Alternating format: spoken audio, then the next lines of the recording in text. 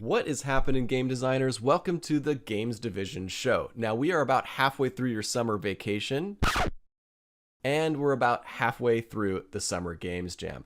Don't worry, it is not too late to start. Now, in this show, we're going to talk about two things. If you already started the Games Jam, you should probably be working on your prototype or even building it out. We're going to talk about what that means to prototype something and what it means to move on to the build stage. We're also going to give you guys a few little tidbits to get you started. So if you haven't actually begun the Games Jam, make certain to check out how to register on itch.io and get there, because we are pretty close to unlocking some, well, I'm not quite certain what this is, but I'm pretty sure it's going to be awesome. So let's jump right in, talk about prototyping, and get some ideas. Now, in the last Games Division show, we talked a little bit about the brainstorming process as well as the general development cycle milestones that you guys should kind of aim for. We've got the BUP process: brainstorm, prototype, building, and then publishing. Now, we ended up with our brainstorm kind of dumping a lot of ideas onto paper, and now it becomes an opportunity for us to choose one. So I decided that I wanted to prototype a game about avoiding the sun. Let me start by describing what a prototype is not.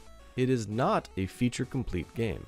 It does not have any art, or if you're an artist, it may only have very rough sketches. It is not for everyone to play. A prototype is your minimum viable product, or MVP. It is the minimum required collection of game mechanics put together into a core loop that lets you understand how the game will be played. Let me make an analogy. Think of your ideal game as an awesome Ferrari. It has a stylish aerodynamic body kit, an amazingly powerful engine, and some incredible wheels that keep it attached to the ground. The wheels, engine, and body kit all represent fully featured aspects of your game that, when assembled together, give you a Ferrari. So how would you go about creating the finished product? Would you start by making one fully featured wheel? Then would you figure out a way to connect those wheels together?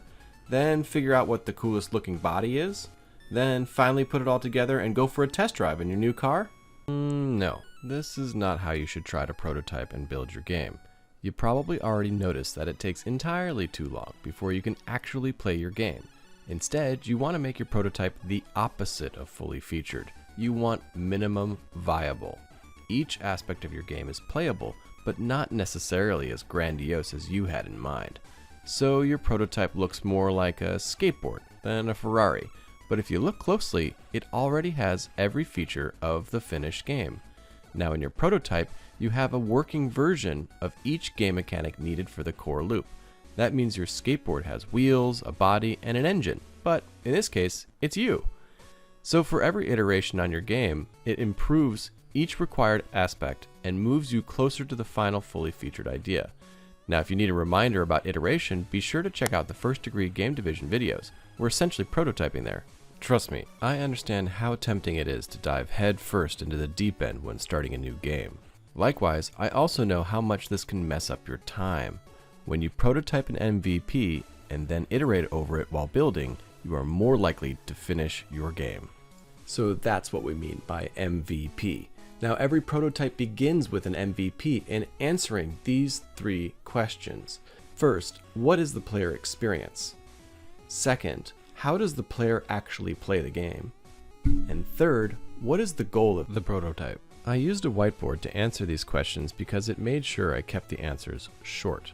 What is the experience? Now, this is the core loop distilled into one idea. How does the player play? This is your set of mechanics that you will need to create and test. What is the goal? This is what your prototype is trying to test. So, for example, in my game, I knew that the core experience was going to be about avoiding sun exposure for a prolonged time. But then I had to think about, how does the player actually play the game? In my game, it was going to be a tower defense style. Instead of destroying creeps, the player is trying to save them by placing towers that make waypoints and safe shade. Everywhere outside of shade was going to hurt the creeps. This meant I could list out the core game mechanics I needed to prototype: creep AI, tower placement, and shade. I then spent some time creating the prototype in Unity, so that way when it was finished, I could test whether my prototype goal was met. Can I make a system where a designer could make it fun to avoid the sun? Let's try another example. Say you wanted to create a water balloon fight simulator for your summer jam idea.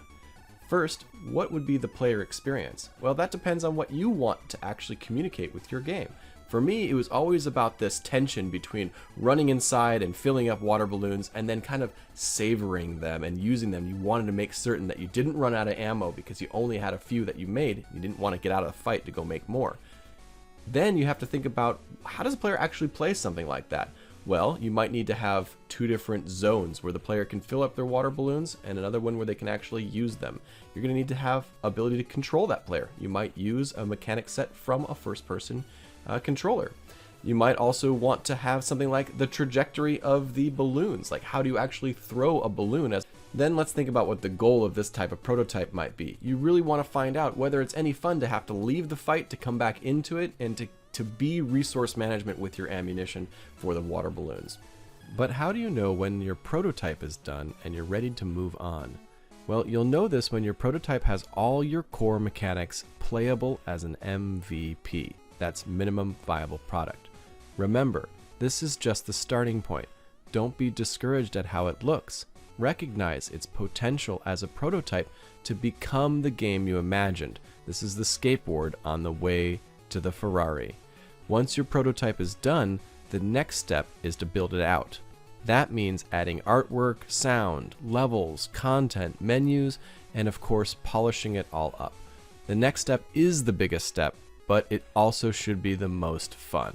Now, I know what you're thinking, and I've said it before, but this might sound like a lot of work to you, and you're right, it is. But making games is a lot of work, but it's the fun kind of work. So in the meantime, guys, you should be working on your prototypes, wrapping those up, moving into the building process, and we'll check back in with you when it's time to build.